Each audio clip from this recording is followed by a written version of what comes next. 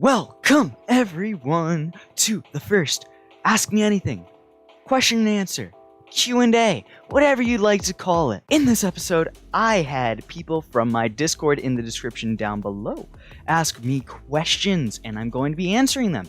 So, shameless Discord plugs aside, and meandering eliminated, let's get over into the questions. Now the first question is coming from the man with the PhD. You could call him a Simpsons character, because he's yellow just like the others. Dr. Yellower, what do you think got you into Hive, and what do you think got you out of it? This question is actually a pretty good one, and I could probably go on about this one for ages, so possibly a video is going to be coming out of this one. We'll make a long story short here. It was enjoyable, which is why I got into it. I took enjoyment from playing it casually. What got me out of it? I had started streaming and recording and doing all that. It was getting a little bit of traction, but with that traction came a toxic community that I didn't want to create, and then also it kind of hit me that I'm a survival YouTuber and I'm becoming more known for my Hive content, which wasn't even what I wanted to do. I wanted my Hive content to be my side content. Now on to the man, the myth, the legend, Marcus. Have you ever considered quitting YouTube? If so, explain what was going through your mind at that point. Now, I wouldn't say I've ever really thought too in depth on just completely ending my channel, but there have been points and times where I've kind of felt like, oh, I'm wasting my time because I was being told by a family member that you're not making any money out of it, so why does it even matter? And then a little epiphany happened in my head. They're just looking at instant gratification rather than just delayed gratification. It's kind of like with working out. You don't just go to the gym one day and all of a sudden you're benching 600 pounds. It just doesn't happen like that. You gotta do years and years and years of hard work. And you still might not even get to that 600-pound bench. More likely than not, you won't. I don't think it's actually possible to do a 600-pound bench now that I think about it. Okay, moving on. The next question from Motholomew, or Moth. Do you feel like you've been able to properly manage and handle the growth of your channel?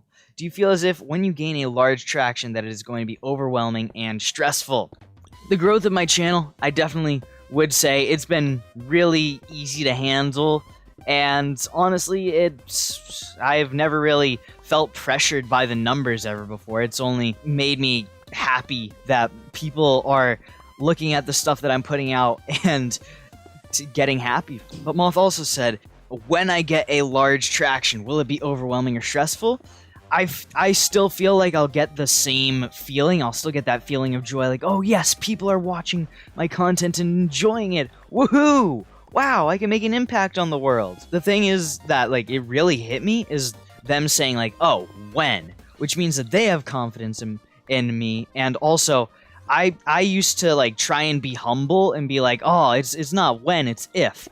But I really feel like if I want to progress more, I have to have the mindset of when I get big. I've got to have the thought of, I want to get big, I need to get big, we're getting big. The man's dripping in, slimy, slapping me with the question of, will you think about doing YouTube as a full-time job if I get over 3,000 subs or even 1,000 subs, or will I do YouTube as a side hustle? Well, we're over here now.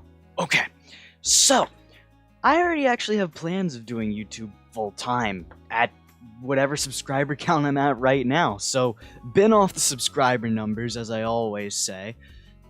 Yeah, I'm really focusing on trying to have YouTube be my full-time job. Currently, it's a side hustle, I guess you could say, because I'm not making any money, and also because I have to do school, which takes away time from becoming a better and more popular YouTuber.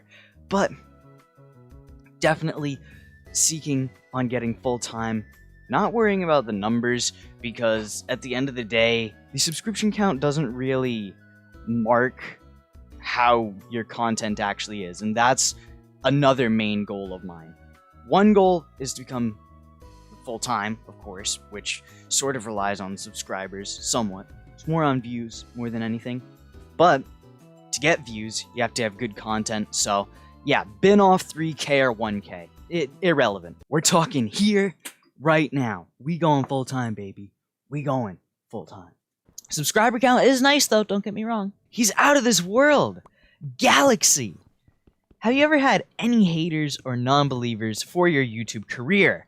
If so, how did you deal with it? I have had a few haters just that will come in every now and then, and honestly, the way that I look at it is just, you don't even know these people in real life. What do their negative opinions really have on how you roll? You shouldn't let someone else who's just coming in to hate on you and just to bring you down stop you from what you want to do. It's what you want to do, not what the world wants you to do. What you want to do.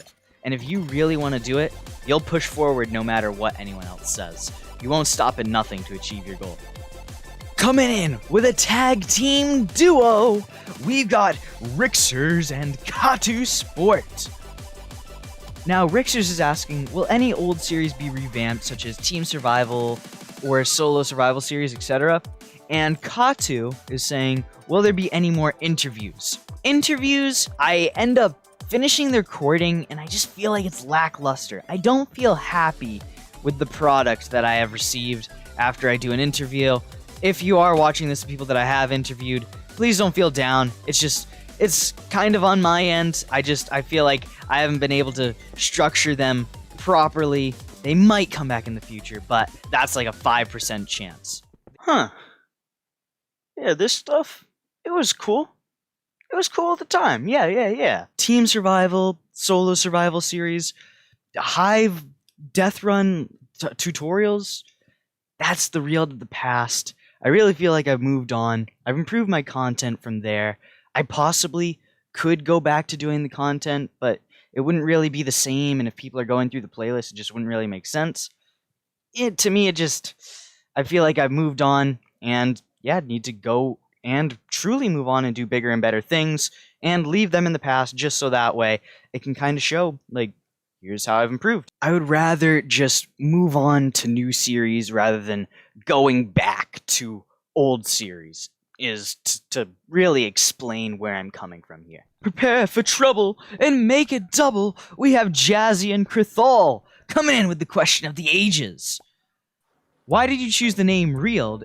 And also, did you ever have a channel before the almighty Reeled channel? This kind of gets explained from my first ever storytime video of how I became a YouTuber. So yeah, that right there answers Jazzy's right away. That old channel that I had before Reeled, that was actually the reason why my name is Reeled. So basically, it was my name destroys 2, and then that got watered down onto my Microsoft profile, the real ED2.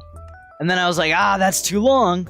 So when I made my YouTube channel, I just took out the and the 2. And then boom, you got Reeled. Boom, baby. He's sharp as a knife. It's Razor coming in with a really decent idea, actually. Reeled versus Blitzy versus anyone else parkour challenge. I feel like it would be very fun to do that, but the one issue is that if Blitzy and I are to do a collab, one of us is going to have to stay up really, really late in our time zones. So it's a little bit difficult for us to get collabs done, especially with school. But I know April vacation's coming around, so that'll make it easier to collab with Blitzy, able to do more videos with them. Yeah, I think that a parkour challenge with viewers would be fun. We have the Kiki Medic coming in with them wanting to make a change to my channel. Reeled, can you please make the transparent background using the green screen? You really enjoy them. If not, it's fine. I do not want to do that. I feel like there's way too many people on the internet with just floating bodies or floating heads. Too many floating heads, too many floating bodies on the internet. I get some people enjoy it, but at the end of the day, it still is my content that I want to produce. And I enjoy seeing more just intricate designs in the background. Hold up. Wait a minute. Intricate design. Where? I guess for those of you who do want to see me with no background, though, there is the browser scene, so I guess that can appease your needs or wants, maybe? We got a bunch of questions answered. Thank you to everyone who asked me questions on my Discord down below in the description. I really enjoyed how people... Holy... Whoa, whoa, whoa. Wait a second. Hold on. Outro being interrupted. Sheesh. I'ma die! Holy... Whew. Oh my... Oh, what the... I'ma die. No. I just want to do my outro. What the heck? I think we can do our outro now. I really liked the question/statements we had received today. If you guys want to be in the next one, because I think I'm going to do another one next month, hop into my Discord. I'll open the channel when need be. I'll ping you. It's been a real one. Peace. Dear God, Enderman can't let me survive doing an outro.